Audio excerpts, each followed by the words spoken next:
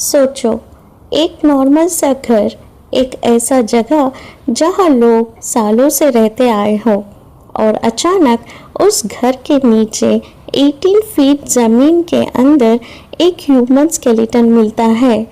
एक ऐसा स्केलेटन जो सिर्फ हड्डियां ही नहीं बल्कि 30 साल की पुरानी एक कहानी को जिंदा कर देता है। अहमदाबाद का ये केस सिर्फ एक डिस्कवरी नहीं है बल्कि एक ऐसी मिस्ट्री है जहां सच को इतने सालों तक दबाकर रखा गया कि सबको लगा कहानी ख़त्म हो चुकी है, लेकिन असल में कहानी तब शुरू होती है जब ये स्केलेटन ज़मीन के नीचे से बाहर आता है। रियल क्राइम इंडिया में आपका स्वागत है। अब शुरू होती है असली कहानी। ये पूरा मामला गुजरात के अहमदाबाद के सामने आता है, जहां एक प्रॉपर्टी के अंदर डिगिंग या कंस्ट्रक्शन के दौरान कुछ ऐसा मिलता है जो सबको शॉक कर देता है। वर्कर्स को ज़मीन के अंदर कुछ अनयूजुअल दिखता है और जब वो गहरा खोदा जाता है तो सामने आता है एक ह्यूमन स्केलेटन। पुलिस को इन्फॉर्म किया जाता है और जैसे ही इन्वेस्टिगेशन स्टार्ट होती है, ये केस एक सिंपल रिकवरी से एक कॉम्प्लेक्स मिस्ट्री बन जाता है, क्योंकि ये स्केलेटन नॉर्मल तरीके से बरीड नहीं था, 18 फीट गहरा था। इतना गहरा कोई नेचुरल या एक्सीडेंट का चांस ऑलमोस्ट ख़त्म हो जाता है। इसका मतलब सिर्फ एक हो सकता है, किसी ने जानबूझकर इस बॉडी को इतना नीचे छुपाया था। जैसे ही इनिशियल इन्वेस्टिगेशन आगे बढ़ती है, एक नाम सामने आता है, फरजाना रतनपुरी। रिपोर्ट्स के मुताबिक ये स्केलेटन उनका हो सकता है, लेकिन यहाँ से कहानी और ज़्यादा कंफ्यूजिंग हो जाती है, क्योंकि फरजाना के बारे में पहले ही ये माना जा चुका था कि वो मर चुकी है। मतलब एक ऐसा इंसान जिससे सालों पहले डेड डिक्लेयर कर दिया गया था, अब उसका स्केलेटन ज़मीन के नीचे मिल रहा है। तो फिर सवाल ये उठता है कि अगर वो पहले ही मर चुकी थी तो उनकी बॉडी कभी मिली क्यों नहीं? और अगर ये उनकी बॉडी है तो उनकी डेथ की जो पुरानी कहानी थी, क्या वो झूठी थी?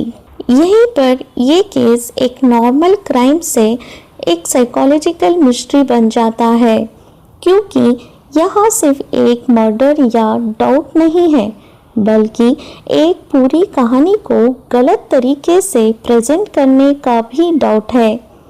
हो सकता है किसी ने जानबूझकर एक नैरेटिव क्रिएट किया हो सकता है किसी ने एविडेंस हाइड किया हो, और हो सकता है कि ये सब प्लान करके किया गया हो ताकि सच कभी सामने नहीं आए।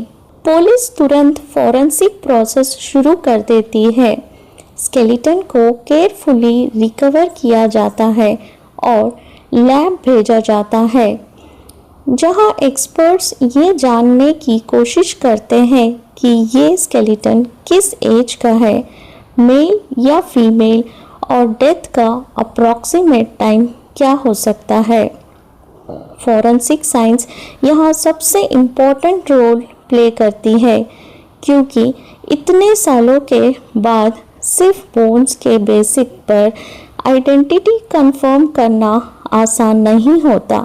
DNA testing, bone structure analysis और सराउंडिंग सॉइल का एग्जामिनेशन सब कुछ केयरफुली किया जाता है। साथ ही पुलिस उस प्रॉपर्टी का पूरा हिस्ट्री चेक करती है। कौन लोग यहाँ रहते थे, कब रहते थे, क्या कोई मिसिंग पर्सन रिपोर्ट हुई थी, क्या किसी ने कभी कोई सस्पिशियस एक्टिविटी नोटिस की थी। पुराने रिकॉर्ड्स खोले जाते हैं, लोगों से पूछताछ होती है और हर एक छोटी डिटेल को कनेक्ट करने की कोशिश की जाती है। लेकिन जैसे जैसे इन्वेस्टिगेशन आगे बढ़ती है वैसे वैसे सवालों की लिस्ट और लंबी हो जाती है। सबसे बड़ा सवाल ये है कि अगर ये मर्डर था तो किसने किया, और सबसे इम्पोर्टेंट क्यों किया?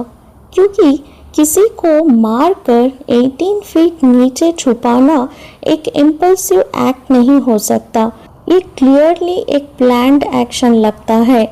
इसमें टाइम, एफर्ट और इंटेंशन दोनों इन्वॉल्व है। इसका मतलब किलर ने सिर्फ मर्डर नहीं किया, बल्कि उसने पूरी प्लानिंग के साथ एविडेंस को परमानेंटली हाइड करने की कोशिश की। और अगर ये सब प्लान करके किया गया था तो क्या कोई और लोग भी इन्वॉल्व थे? क्या ये एक सिंगल पर्सन का काम था या मल्टीपल लोगों का? क्या फैमिली या क्लोज सर्कल का कोई कनेक्शन हो सकता है, या फिर प्रॉपर्टी से जुड़े हुए लोगों का भी हो सकता है? ये सब पॉसिबिलिटीज़ पुलिस कंसिडर करती है, लेकिन अब तक पब्लिकली कोई कंफर्म कंक्लूजन सामने नहीं आया है।